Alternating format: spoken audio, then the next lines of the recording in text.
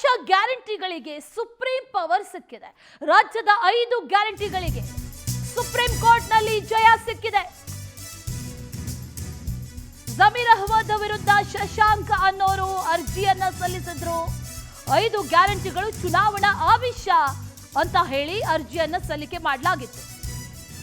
ಜಮೀರ್ ಅಹ್ಮದ್ ಆಯ್ಕೆಯನ್ನ ರದ್ದು ಮಾಡಬೇಕು ಅಂತ ದೂರನ್ನ ಕೂಡ ಕೊಟ್ಟಿದ್ರು.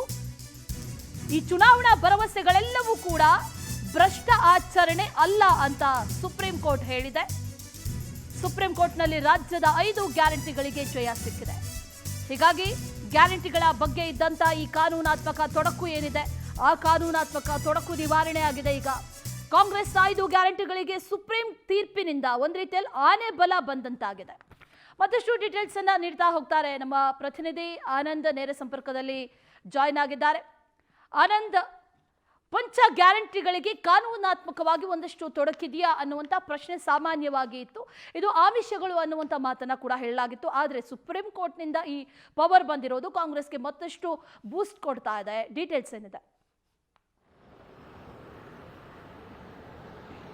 ಖಂಡಿತವಾಗ್ಲೂ ಅಶ್ವಿನಿ, ಚುನಾವಣೆ ಸಂದರ್ಭದಲ್ಲಿ ಗ್ಯಾರಂಟಿಗಳನ್ನ ಘೋಷಣೆ ಮಾಡತಕ್ಕಂಥದ್ದು ಒಂದು ರೀತಿ ಆಮಿಷವನ್ನ ಮತದಾರರಿಗೆ ಕೊಡ್ತಕ್ಕಂಥ ವಿಚಾರ ಅಂತ ಬಿಜೆಪಿ ನಾಯಕರು ಕೂಡ ಆರೋಪವನ್ನ ಮಾಡಿದ್ರು. ಪ್ರಧಾನಿ ನರೇಂದ್ರ ಮೋದಿನೂ ಕೂಡ ಗ್ಯಾರಂಟಿಗಳ ವಿಚಾರವಾಗಿ ಬಹಳಷ್ಟು ಒಂದು ಆಕ್ರೋಶವನ್ನು ಕೂಡ ವ್ಯಕ್ತಪಡಿಸಿದ್ರು. ಈ ಮಧ್ಯೆ ಕಳೆದ ವಿಧಾನಸಭೆ ಚುನಾವಣೆಯಲ್ಲಿ ಜಮೀರ್ ಅಹ್ಮದ್ ಅವರ ಗೆಲುವಾಗುತ್ತೆ. ಆ ಸಂದರ್ಭದಲ್ಲಿ ಅವರು ಚುನಾವಣಾ ಪ್ರಚಾರದ ವೇಳೆ ಕಾಂಗ್ರೆಸ್ನ ಗ್ಯಾರಂಟಿಗಳನ್ನ ಕೊಟ್ಟಿದ್ದಾರೆ. ಭರವಸೆಗಳನ್ನ ಕಾಂಗ್ರೆಸ್ನ ಗ್ಯಾರಂಟಿಗಳ ಹೆಸರಿನಲ್ಲಿ ಜನರಿಗೆ ಮತದಾರರಿಗೆ ಆಮಿಷವನ್ನ ಕೊಡ್ತಾ ಇದ್ದಾರೆ ಅಂತ ಅದೇ ಕ್ಷೇತ್ರದ ಶಶಾಂಕ್ ಅನ್ನೋರು ಸುಪ್ರೀಂ ಕೋರ್ಟ್ ನಲ್ಲಿ ಒಂದು ಮೊಕದ್ದಮೆಯನ್ನ ಹಾಕಿದ್ರು.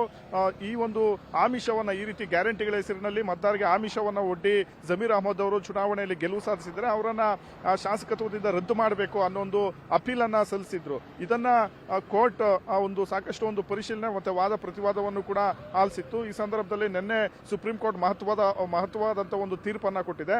ಗ್ಯಾರಂಟಿಗಳನ್ನ ಘೋಷಣೆ ಮಾಡತಕ್ಕಂಥದ್ದು ಅದು ಚುನಾವಣಾ ಭರವಸೆಗಳಾಗುತ್ತೆ, ಮತದಾರರಿಗೆ ಆಮಿಷ ಕೊಟ್ಟಂಗೆ ಆಗೋದಿಲ್ಲ. ಹಾಗಾಗಿ ಈ ಒಂದು ವಿಚಾರ ಭ್ರಷ್ಟಾಚಾರದ ಒಂದು ಆಚರಣೆ ಆಗೋದಿಲ್ಲ. ಹಾಗಾಗಿ ಜಮೀರ್ ಅಹ್ಮದ್ ಅವರ ಒಂದು ಶಾಸಕತ್ವವನ್ನ ರದ್ದು ಮಾಡೋದಕ್ಕೆ ಸಾಧ್ಯವಿಲ್ಲ ಅನ್ನೊಂದು ಮಹತ್ವವಾದಂತಹ ಒಂದು ತೀರ್ಪನ್ನ ಕೊಟ್ಟಿರತಕ್ಕಂಥದ್ದು. ಈ ಹಿನ್ನೆಲೆಯಲ್ಲಿ ರಾಜ್ಯ ಸರ್ಕಾರ ಮಾತ್ರವಲ್ಲ, ಎಐಸಿಸಿ ಮಟ್ಟದಲ್ಲೂ ಕೂಡ ಕಾಂಗ್ರೆಸ್ ನಾಯಕರು ಏನ್ ಗ್ಯಾರಂಟಿಗಳನ್ನ ಘೋಷಣೆ ಮಾಡಿದ್ದಾರೆ ಅದಕ್ಕೆ ಕೆಲವೊಂದು ಕಾನೂನು ತೊಡಕುಗಳು ಎದುರಾಗ್ತಾ ಇತ್ತು. ಇದೆಲ್ಲದೂ ಕೂಡ ಈಗ ನಿವಾರಣೆ ಆಗಿರ್ತಕ್ಕಂಥದ್ದು. ಸುಪ್ರೀಂ ಕೋರ್ಟ್ನ ಒಂದು ಆದೇಶದಿಂದ ರಾಜ್ಯ ಸರ್ಕಾರದ ಒಂದು ಪಂಚ ಗ್ಯಾರಂಟಿಗಳೇನಿದೆ ಅದಕ್ಕೂ ಕೂಡ ಆನೆ ಬಲ ಸಿಕ್ಕಿದೆ ಅಂತಾನೆ ಹೇಳ್ಬೋದು. ಸದ್ಯ ಈ ಕಡೆ ಜಮೀರ್ ಅಹ್ಮದ್ ಅವರು ಕೂಡ ನಿಟ್ಟುಸಿರು ಬಿಟ್ಟಿದ್ದಾರೆ. ಇನ್ನು ಮುಂದೆ ಬಿಜೆಪಿ ನಾಯಕರಿಗೂ ಕೂಡ ಒಂದು ರೀತಿ ಈ ಒಂದು ಗ್ಯಾರಂಟಿಗಳ ವಿಚಾರದಲ್ಲಿ ಬಹಳಷ್ಟು ಒಂದು ಹಿನ್ನಡೆ ಆಗಿದೆ ಅಂತಾನೂ ಕೂಡ ಹೇಳಬಹುದು. Ashwini. Okay Anand, thank you ಡೀಟೇಲ್ಸ್ಗೆ.